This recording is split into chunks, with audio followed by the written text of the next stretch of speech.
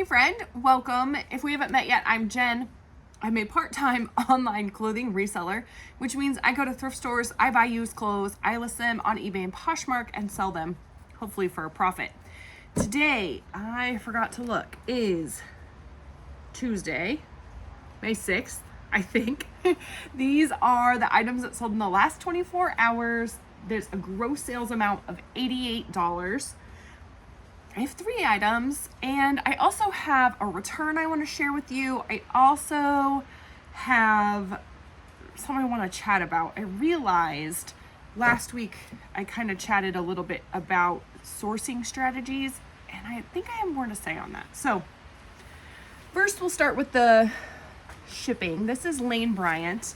It's a really windy, and so if you hear background noise, it's probably from that. But this is a really cute little peplum top. It is belted.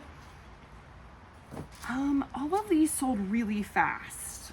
This was a month. Yeah, they all sold fast. So I always like when when things sell fast like that. I just thought that was a terrible folding job. That was like, let me shove this into a pile. All right, I certainly am not a person who thinks it has to be perfect, but that was like I wasn't even trying. Okay. I just searched a very basic, that's the word I was looking for, a very basic search of Lane Bryant top. And the average sale price is $12.81 with a 6% sell-through rate. I have a pretty good track record with Lane Bryant. It's one of what I would call my bread and butter brands, right? And so I actually priced this at $25 and was hoping to get at least 15 or 20. Someone offered me 21 on Poshmark, and I accepted because that was really great. So it sold in a month. I paid $1.50 for it at a thrift store called, it was like a church thrift store called Grace Thrift. And I went there based on another YouTuber who lives about an hour away from me saying it was fantastic. And the first time I went, I was like, it was okay. But then I realized that I had sold everything that I bought there. And so then I had an opportunity to go again, and I bought a few more things. So I think it was even less, or it was even more meh the second time I went. But hopefully the things will still sell that I bought from there this time as well. It was a month ago, and I think this is the first thing that sold. So not super promising, I guess. Anyway, after fees and my cost of goods, my profit is $15.30. I don't have shipping costs on Poshmark because Poshmark does the shipping. All right, I call this one Gretchen Made Me Do It. This is not the type of thing that I usually sell, but I mean, I'm willing to sell anything if it'll give me some money. This has a flare sleeve. You can tell it is very blinged out. I think that's sequins on there. Maybe they're called something different. I don't know. Anyway, it is backless. I mean, this is like a party dress. The brand is 3030 LA, and it was new with tags. So those two things, well, not the brand. I don't know the brand at all.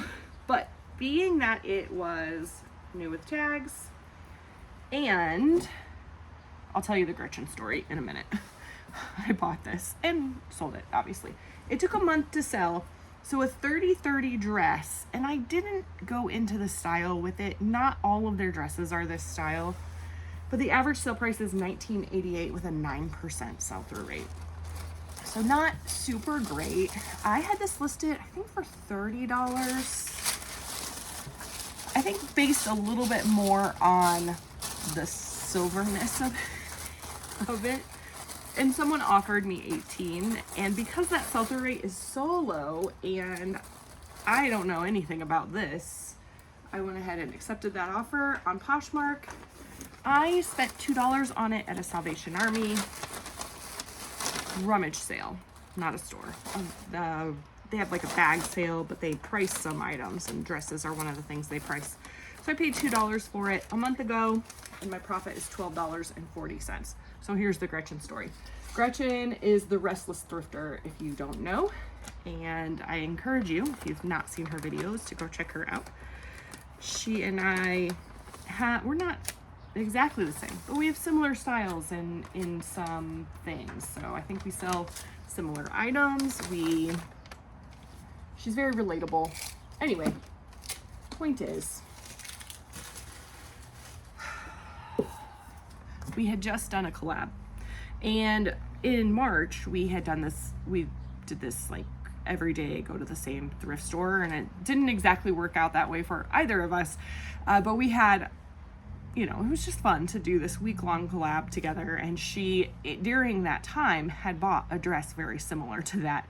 And so that was fresh on my mind because I'd been watching all her videos and seeing all the things that she had bought. And so when I saw that video, I was like, wow, Gretchen bought a dress really similar to this.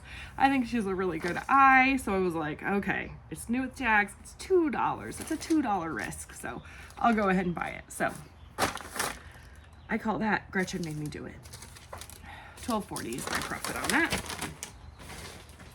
Hey, can you make sure the garbage and the recycling gets out before you leave?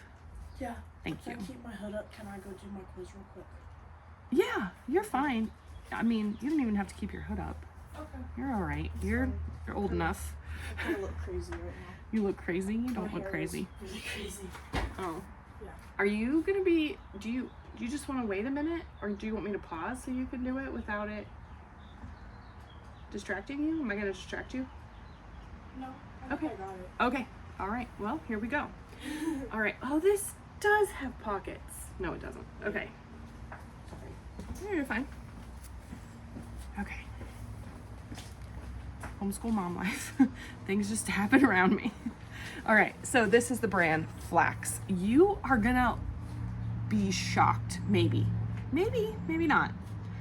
When I tell you this sell-through rate. So this is 100% linen. It's got this really kind of interesting, kind of woven look to it. It's pretty sheer. It is an L, which in Flax, they have like vanity sizing. This is a plus size. So I actually, at Thanksgiving, Easter, I was like, ooh, maybe I should pull that Flax dress out and see if it fits. But it doesn't have pockets, and I like pockets. So anyway, a Flax linen dress has an average sale price of $38.77.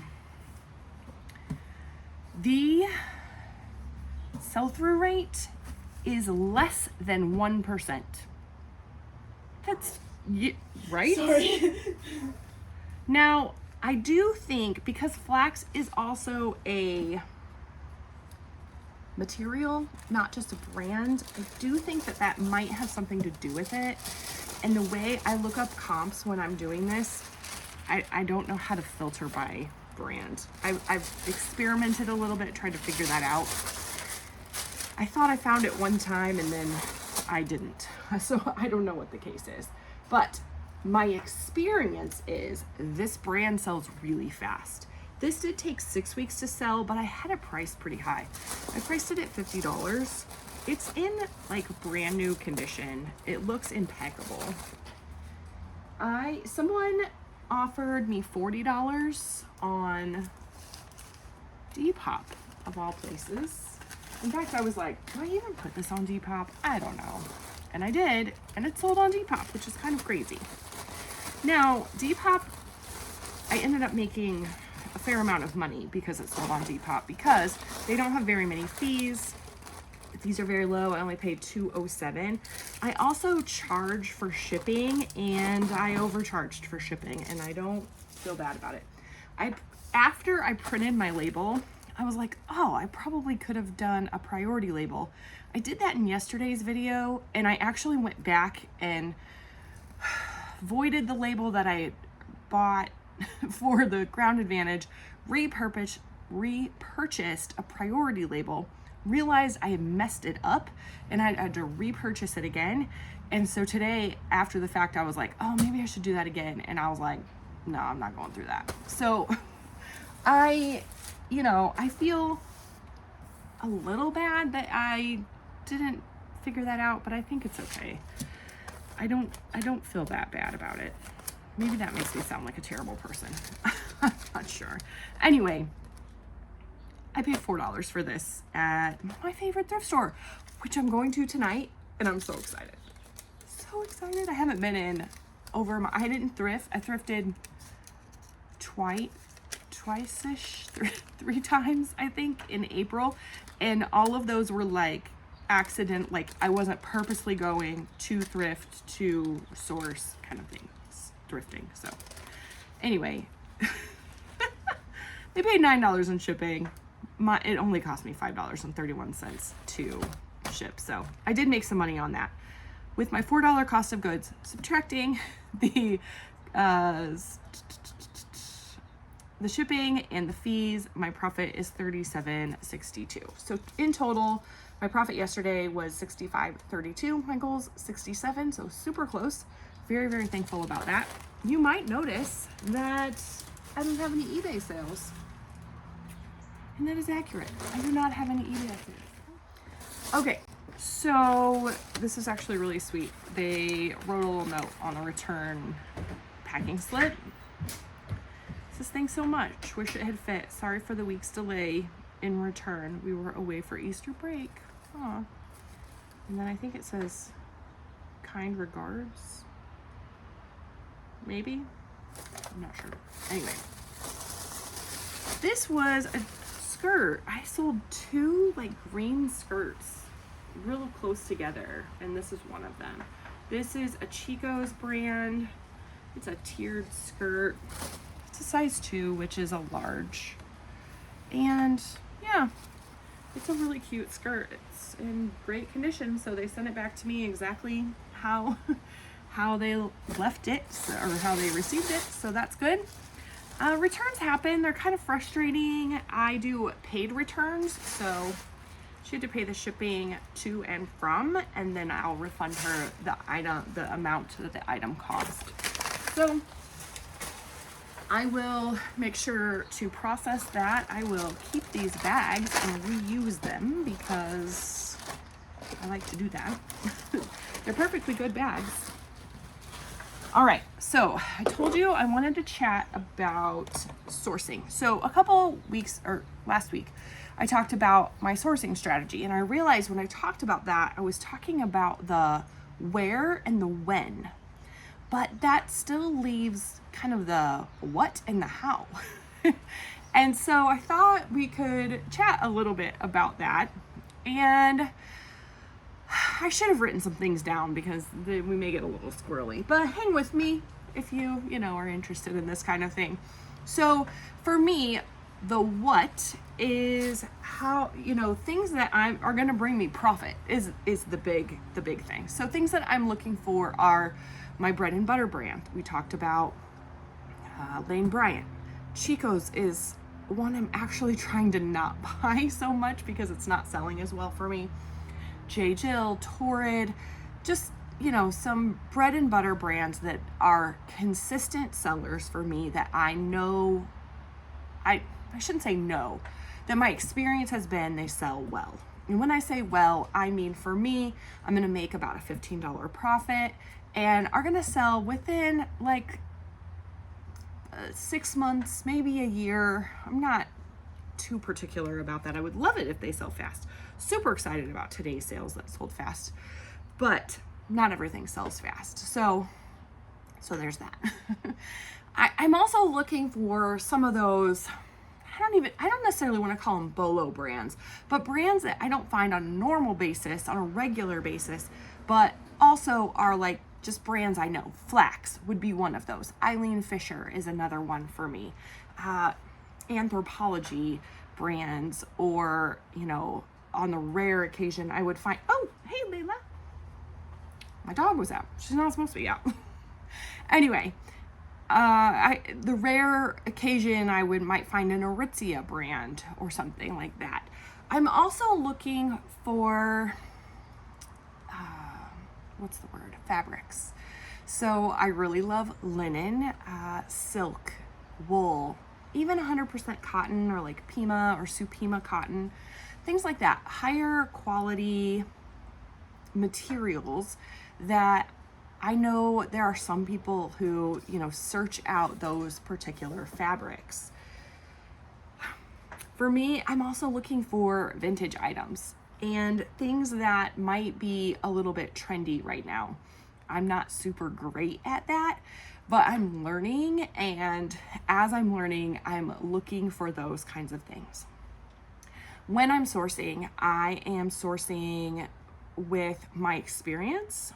I've been doing this for 3.5 years. Things change so rapidly in reselling that my experience isn't always something that I want to just that's all I've got. But I'm also looking up comps. I've talked about comps all through this video. If you don't know what I'm talking about, I do have a video linked in my description that talks about comps and shows 3 different ways to look those up. So comps are really important, and just making sure that, the Flax one that had a negative 1% or less than, not negative. That would be weird if there was okay, it's time for a drink break.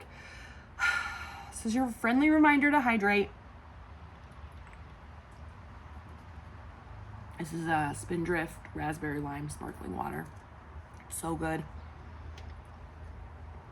I don't really love drinking out of cans, but I find that if I put it, decant it into a glass, it loses its fizziness faster. So anyway, moving on. I forget where I was. That's about accurate. Okay, so I talked about brands. Oh yeah. Sorry. Comping things. Comping things are really important. And then another thing that I think is really important is condition. So I'm looking over, are there any holes? Are there any stains? Is this something that I want to deal with? Sometimes, most of the time, I don't want to deal with flaws. There are rare occasions where I will find something that if I find a stained Johnny Was, I might, for a decent amount of money, for an amount of money that I'm really willing to risk. If I find a stained Johnny Was, I'm probably going to buy that. But if I find a stained Chico's something, I'm not buying that. I'm leaving it, right? So there are some trade-offs. There's always a caveat, a big but, if you will. And so condition is something that I'm looking for, and then cost. How much money am I going to pay for this item is a factor in whether or not I'm going to buy that item. And so, like I said, if I find a stained Johnny Was, I'm not going to pay $20 for that, but I might pay $2 for it, maybe even $5, depending on what it is. Is it, something super embroidered, or is it just a cotton t-shirt? So there's, it's so hard because there's really not a set rule, that, oh, I'm going to pay this much money for this brand. And, there's all sorts of different things that come into play as I'm sourcing, maybe as you're sourcing as well. So how do I source? When I am seriously sourcing for items, I am looking at every single item.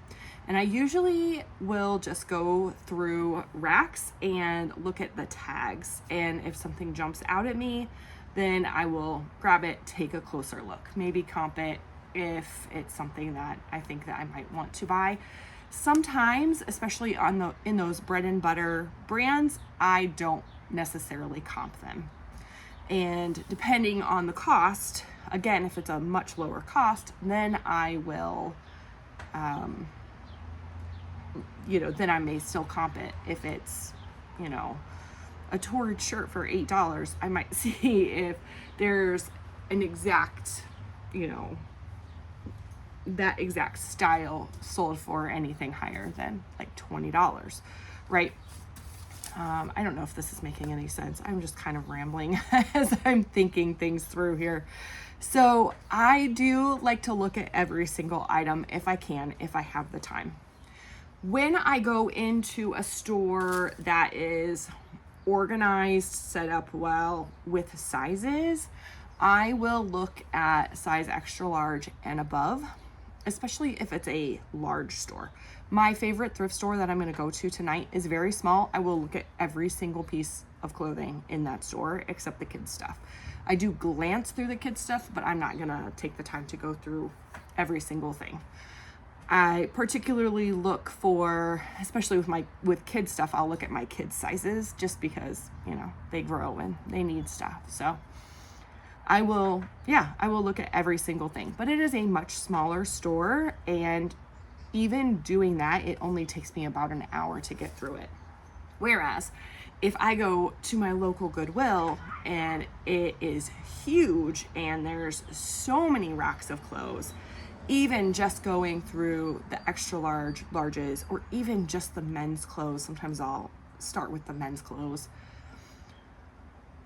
that will take me a few hours without even touching the smalls and the extra smalls and mediums and stuff like that. So anyway, I hope that made sense. Another thing that I was going to say is, I usually will start in the fall and the winter. I will start in like the coats and the sweaters.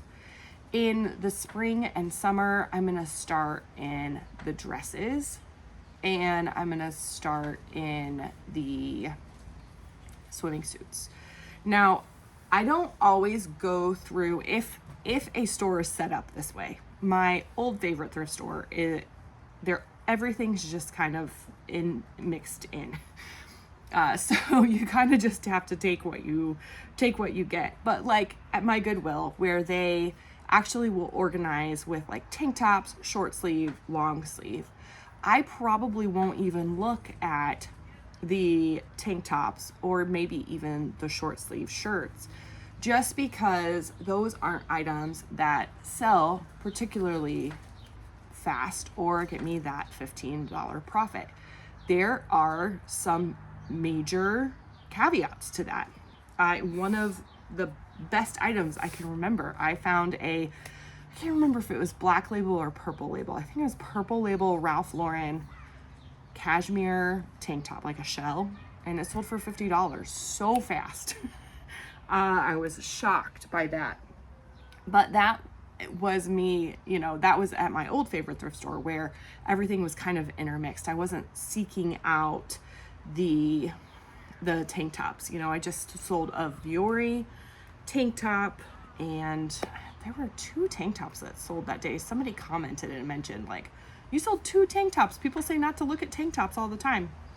I'm not saying don't look at tank tops. I'm saying, for me, if I'm short on time, that's probably the last place I'm going to look. All right. Okay, was there anything else I wanted to say? I'm curious what you have to say about this subject. Do you have a particular way that you source? What are you looking for? I would love to know. Let me know in the comments. If you have something to add to the conversation, that would be great. If you don't add anything to the conversation, it's just me talking at you, and that's kind of boring. All right, that's all for me. The wind is picking up again. I'm gonna blow away.